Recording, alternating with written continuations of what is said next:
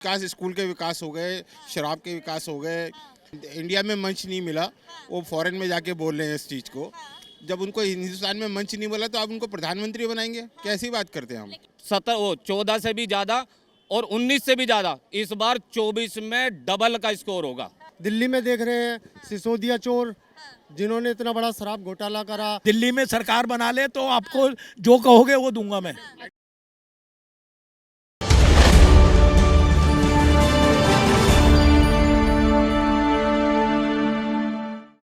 किसे प्रधानमंत्री बनाएंगे 2024 में? नरेंद्र मोदी। नरेंद्र मोदी क्यों? नरेंद्र मोदी, और ऑप्शन ही नहीं है कोई दूसरा। क्यों इतने विपक्षी चेहरे सामने आ तो रहे हैं? कोई भी नहीं है, कोई टक्कर का ही नहीं है। राहुल गांधी भारत जोड़ो यात्रा कर रहे हैं, कह रहे हैं ऐसी भारत जोड़ो यात्रा कभी किसी ने नहीं की। पप्पू है, पप्पू हाँ। पप्पू है। ऐसा क्यों कह रहे हैं? क्योंकि इतने बड़े नेता रहे हैं वो आप देखिए, उनको यहाँ पर इंडिया में मंच नहीं मिला, वो फॉरेन में जाके बोल रहे हैं इस चीज़ को। जब उनको हिंदुस्तान में मंच नहीं मिला तो आप उनको प्रधानमंत्री बनाएंगे? कैसी बात करते हैं हम? लेकिन वो तो कह रहे हैं कि संसद में बोलने नहीं दिया जाता। केजरीवाल जी भी कहते हैं कि मैं पूरे हिंदुस्तान का प्रधानमंत्री बनूंगा। हाँ। क्या लगता है कितना विकास किया है?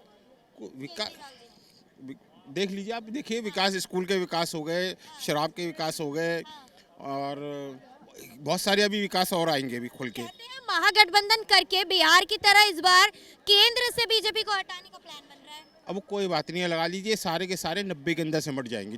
जितना भी विपक्ष है वो 100 मोदी को दिखा रहे हैं ना, ये 99 भी नहीं ला पाएंगे अपनी। अच्छा, ये भी कहा जा रहा है कि मोदी जी जो आए हैं वो देश का विकास नहीं कर रहे, गरीबों की नहीं सुन रहे। अभी एक भाई बोल के गए हैं कि महंगाई बढ़ा दी है मोदी जी। आपको इतनी फ्रीडम मिली हुई है, किसकी बदौलत मिली हुई है? आप जो बात कर रहे हैं किसकी बदौलत मिली है? कांग्रेस के राज में आप बात कर सकते थे? नहीं कर सकते थे। ये बीजेपी के राज में ही कर सकते हैं, इसलिए नरेंद्र मोदी है, तो इसलिए फ्रीडम मिली है। तो ये देश का विकास नहीं हुआ है, देश बेच रहे हैं मोदी जी तो। मैडम, कोई भी, अगर कोई बच्चा भी इशू भी होता है तो उसको 9 महीने अपने माँ के पेट में रहना पड़ता है, फिर जाके उसको निकलता है, पता चलता है कि क्या है। तो ऐसे ही नरेंद्र मोदी को अभी टाइम दो, अभी आप 2024 में लाओ और फिर उसके बाद देखना। अभी तो 5वीं बनी है, अभी तो 3rd भी बनेगी, 2nd भी बनेगी। कहते हैं कि हिटलर की तरह ही शासन किया जा रहा है। भाजपा जब से आई है तब से तानाशाही शासन कर रही है। ईडी और सीबीआई की जो है दुरुपयोग किया जा रहा है और विपक्षियों पर जांच बैठाई जा रही है। उसके लिए कल प्रेस कॉन्फ्रेंस रखिए 9 स्टेट में, कल आप सुनिएगा। इसी के लिए रखिए, ईडी और सीबीआई के ऊपर जो बोलते हैं कि जी हाँ, तो बिल्कुल उसी के लिए कल जवाब देने के लिए एक प्रेस कॉन्फ्रेंस रखिए कि हम क्या कर रहे हैं। और ये तो पहली बार फ्रीडम दिया गया है इन डिपार्टमेंट। आज से पहले 15 साल पहले कोई नेता को काम करता था कोई। क्या लगता है आपको कि जिस तरह का भ्रष्टाचार के खिलाफ ईडी और सीबीआई जांच कर रही है, क्या सच में भ्रष्टाचार हुआ है? 100%। अच्छा, विपक्षी पार्टियों ने भ्रष्टाचार किया है? पहले लोग पैसा लेते थे, हाँ जी हम काम करा देंगे, हो जाता था काम। आज पैसा भी ले लेते हैं, कहते हैं दूसरी विपक्ष वाले पैसा भी ले लेते हैं, हम काम करा देंगे, लेकिन काम नहीं होते क्योंकि मोदी बैठा हुआ इधर। तो इसलिए वो भ्रष्ट कहीं ना कहीं खुलता है। उसने बचने के चक्कर में 150 फोन डिस्ट्रॉय करे हैं, 1.5 करोड़ रुपए के फोन डिस्ट्रॉय करे हैं। क्यों भाई, क्यों ऐसा क्या हो गया? 170 फोन उसको डिस्ट्रॉय करने पड़े। आखिर में अंदर गया ना गया? क्यों नहीं बचा पाया?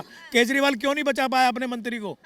18 डिपार्टमेंट दे रखे थे एक ही जने को, और कोई मंत्रिमंडल में उसके आदमी नहीं था। 18 डिपार्टमेंट एक ही बंदे को दे रखे थे, और खुद उसने एक भी डिपार्टमेंट नहीं रखा हुआ अपने पास। 2 मंत्रियों के पास 28 डिपार्टमेंट, 2 मंत्रियों के पास। कहा जा रहा है कि केजरीवाल जी जो है वो कहीं ना कहीं प्रधानमंत्री की दौड़ में मोदी को टक्कर देने कहीं से कहीं तक वो 0% नहीं है मेरे हिसाब से। कहीं से किसी भी दौड़ में नहीं है वो अगली बार ना दिल्ली में सरकार बना ले तो आपको जो कहोगे वो दूंगा मैं। अच्छा, जो दिल्ली का विकास नहीं कर पाया वो इंडिया का विकास करेगा, आप लोग कैसे आशा रख सकते हैं? अभी तो कह रहे थे कि कुछ लोग क्या चांदनी चौक में खड़े हो तो केजरीवाल की बदौलत खड़े हो। वो ही बताता हूँ, चांदनी चौक में हम खड़े हैं, ये सारे हमारे भाई बंद खड़े हुए हैं। हम लोगों को, यहाँ रहने वालों को जो दिक्कत आती है, ना तो हम यहाँ से स्कूटर निकाल सकते, इमरजेंसी किसी के घर पे हो जाए तो बेचारा ना तो 3 व्हीलर में अपने मरीज को हॉस्पिटल पहुंचा सकता है। और मेरी बात सुनो, जो भी विकास करा है, आप कहते हो कि केजरीवाल ने विकास करा है, ये धन तो हमारा लगाया है, पैसा तो हम ही दे रहे हैं, और तकलीफ भी हमें दे रहा है। अब उसको हमें 4 साल इन्होंने मार्केट बंद करके ये बनाया है, हमारा तो नाश कर दिया इन्होंने। तो खत्म हो गई है। महाजनी कूचा बिल्कुल खत्म हो गया, अब उसमें कोई नहीं आता। शादी ब्याह की परचेजिंग करने कोई नहीं आता। जब तक गाड़ी में नहीं आएगा वो ज्वेलरी कैसे लेके जाएगा 5-7 लाख 10 लाख रुपए की? कोई सारे मक्खी मार रहे हैं वहाँ पे जितने व्यापारी हैं। बोलिए। दिल्ली की एक पहली ऐसी मार्केट है जिसमें नो व्हीकल है, और वो उसका सबसे ज़्यादा नाथ सुसी का, जो कि सबसे ऐतिहासिक मार्केट है। चांदनी चौक, आप करोल बाग चले जाओ, लाजपत नगर चले जाओ, जहाँ भी मर्जी चलाओ, व्हीकल अलाउ है। सिर्फ एक चांदनी चौक ऐसी जगह है जिन्होंने नाश करके छोड़ दिया। आज चांदनी चौक हमारा एक व्यापारिक क्षेत्र है। यहाँ हमारे सारे व्यापारी किसी न किसी का, कोई लहंगे का व्यापार कर रहा है, कोई लहंगे का कारखाना खोल रखा है, किसी न किसी तरह से व्यापार उन्होंने अपना जो मार्का गलियों में या मालीवाड़े में या चांदनी चौक में कहीं भी वो अपना माल कैसे लेके जाए, कैसे सप्लाई करे, उसको इतनी दुविधा। ना तो वो अपना बेचारा लोडिंग अनलोडिंग कुछ नहीं होती, वो बेचारा माल नहीं ले आ सकता, कैसे वो अपना माल बेचेगा, कैसे करेगा, वो इतना दुखी है।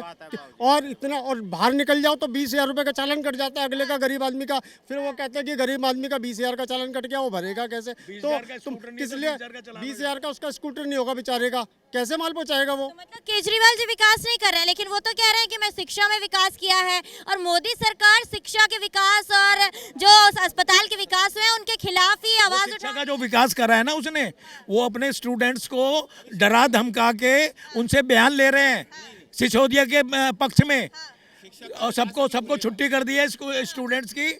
और वो स्टूडेंट्स है ना एक कागज लिखवा रहे हैं सिसोदिया के लिए, सिसोदिया की शिक्षा का विकास खुलेगा, शिक्षा का विकास अब खुलने वाला है। सर आप किसे प्रधानमंत्री बनाएंगे 2024? सर आप किसे बनाएंगे 2024? मोदी को। मोदी क्यों?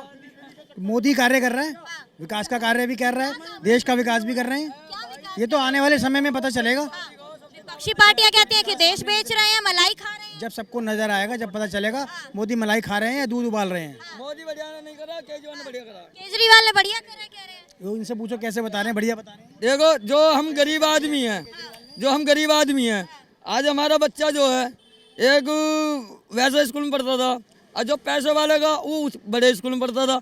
आज गरीब का भी बच्चा पैसे वाले स्कूल में पढ़ रहा जाके। इनसे पूछो। आप कुछ कह रहे थे कि मोदी ने विकास क्यों किया है, किस चीज का विकास किया है? क्योंकि विपक्षी पार्टियां कह रही हैं कि देश का विकास नहीं हुआ है। रुक जाइए। विपक्ष का तो एजेंडा होता है, जो पावर में सरकार होती है उसको विपक्ष हमेशा नकारता है। हमेशा से ये विपक्ष में कभी बीजेपी भी रही है, तो बीजेपी ने भी यही काम किया है। कहते कांग्रेस के राज में ज्यादा विकास दिखा था। कोई विकास नहीं था, कहाँ था विकास? आप देखो आज विकास नजर आ रहा है या कांग्रेस का काम नजर आ रहा था? क्या बदला? पुल बन गए हैं, डेवलपमेंट हो गया है, व्हीकल्स में डेवलपमेंट हो गया है, एजुकेशन में डेवलपमेंट हुआ है, हॉस्पिटल में। सबसे बड़ी बात, इतने बड़े बड़े हाईवे बनने लग रहे हैं। हम यूपी से हैं, और यूपी में आप देखिए गांव-गांव में भी विकास हो रहा है। रोड जो अच्छे बन रहे, पहले इतने इतने गड्ढे हुआ करते थे, अब जो इतने हाईवे बन रहे हैं अच्छे, आप कहीं पर 1 घंटे में पहुंचते थे, आज मात्र 40 मिनट में पहुंच रहे हैं मैम। तो बस इतना ही कहना चाहें। जब से यूपी में योगी जी आए हैं तब से कहीं ना कहीं तानाशाही सरकार चला रहे हैं। देखिए, कोई भी विपक्ष हो या पक्ष हो, हर कोई किसी न किसी की आलोचना जरूर करेगा, लेकिन अपना जो कार्य है मोदी जी अपने स्तर पर अच्छा कर रहे हैं। और सबसे बड़ी बात, देश सुरक्षित हाथों में है और ऐसा ही रहना चाहिए। विपक्ष में कौन चेहरा मजबूत नजर आ रहा है? विपक्ष में कोई चेहरा नहीं है। अगर आप कहेंगे, देखिए मैं मजाक बनाना नहीं चाहता राहुल गांधी जी का, राहुल गांधी जी को लोग पप्पू बोलते हैं, वो एक अलग चीज़ है, हम नहीं कहेंगे।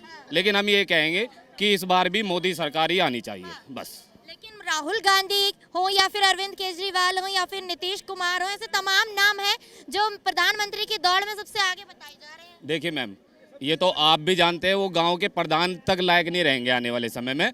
और विपक्ष के जितनी भी पार्टी है सब डैमेज होती जा रही है। कोई भी देखिए, अगर किसी को गिराने के लिए आप एक साथ आओगे तो ऐसा नहीं चल पाएगा। देश समझदार है, देश के नागरिक समझदार है, वो कोई भी पागल नहीं है। और जितनी जनता आज पढ़ी लिखी है, सोशल मीडिया का ज़माना है, तो कोई भी इतना पागल नहीं है कि किसी को भी गड्ढे में वोट दे देगा।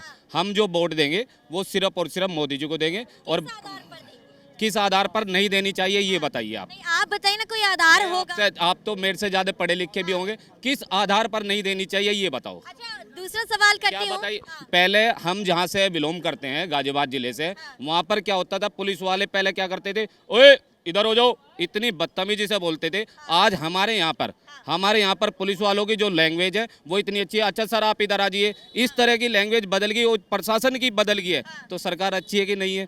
महंगाई ये तो चलती रहेगी जब तक जनसंख्या नियंत्रण कानून नहीं बनने का।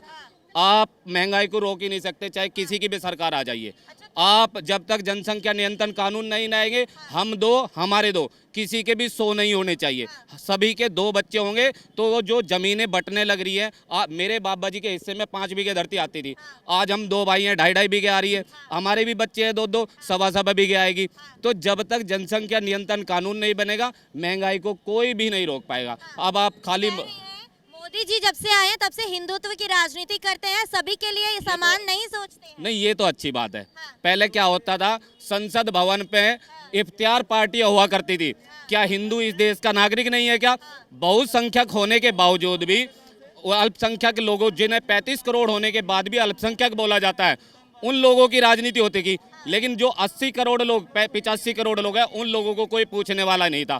थोड़ी बहुत महंगाई सह लेंगे, उसमें कोई दो राय नहीं है, लेकिन हम सुरक्षित रहेंगे तो हमारा देश भी सुरक्षित रहेगा। यही जो राजनीति है, यही राजनीति विपक्ष अपनाती नजर आ रही है। आरजेडी के नेता श्री रामचरितमानस पर सवाल खड़े कर देते हैं, मनुस्मृति की स्मृतियां जलाई जाती हैं, पंक्तियां जलाई जाती हैं, उन पर सिगरेट जलाई जाती है और चिकन पकाया जाता है मनुस्मृति जलाकर। तो यही राजनीति तो वही लोग अपना रहे हैं, तो क्या वो भी इस बार प्रधानमंत्री बनने की लिस्ट में आ रहे हैं? देखिए, जो लोग मनुस्मृति के बारे में नहीं जानते हैं, उन्हें पढ़ लेना चाहिए, और रामचरितमानस के बारे में जो लोग नहीं जानते हैं, उन्हें भी पढ़ लेना चाहिए। हम लोग न्यूज में आकर के अपने धर्म ग्रंथों के बारे में डिबेट करें, हम ऐसा बिल्कुल नहीं चाहेंगे। जिसका साक्षात करना है, हमारे मंदिरों में आइए और हम बैठ के हमारे एक से एक ब्राह्मण समाज के लोग या अदर समाज के हमारे हिंदुत्ववादी लोग, सभी लोग हैं, वो एक से एक हैंगे। आप सभी को डिबेट में वहीं पर मंदिर के अंदर, न्यूज में नहीं, मंदिर के अंदर आपको सभी का जवाब मिल जाएगा। विपक्ष कहती है कि हम लोग महागठबंधन करेंगे और इस बार केंद्र से बीजेपी को हटाएंगे। मैडम, ऐसा तो मुझे नहीं लगता। हम हनुमान जी के भक्त हैं, ठीक है, और मुझे ऐसा लगता है, मेरे बजरंगबली कहते हैं कि इस बार 14 से भी ज़्यादा और 19 से भी ज़्यादा, इस बार 24 में डबल का स्कोर होगा। ये आप लिख लेना। कहा जा रहा है जिस तरह से बिहार में राजनीति खेली गई है, उसी तरह केंद्र में भी खेली जाएगी। मैडम, आपको बता दूं, आप लाइव दिखाना सबको। हम छोटी सी नौकरी करने वाले लोग हैं, लेकिन हम अपनी गारंटी दे रहे हैं, इस बार भी मोदी सरकार ही बनेगी, उसे कोई रोक नहीं सकता। थोड़ी बहुत महंगाई सह लेंगे, लेकिन जब मेरा देश सुरक्षित रहेगा और हम सुरक्षित रहेंगे, उसमें कोई घाटा नहीं है। बहुत बहुत शुक्रिया हमारे साथ जुड़ने के लिए। देखा आप सभी ने किस तरह से जनता ने 2024 के चुनाव को लेकर अपनी राय रखी है। ऐसे किसी और मुद्दे के साथ जनता के बीच से एक बार फिर से रूबरू होंगी। तब तक के लिए देखते रहें the news 15। Camera person Mithilesh के साथ मैं अंजलि राठौर।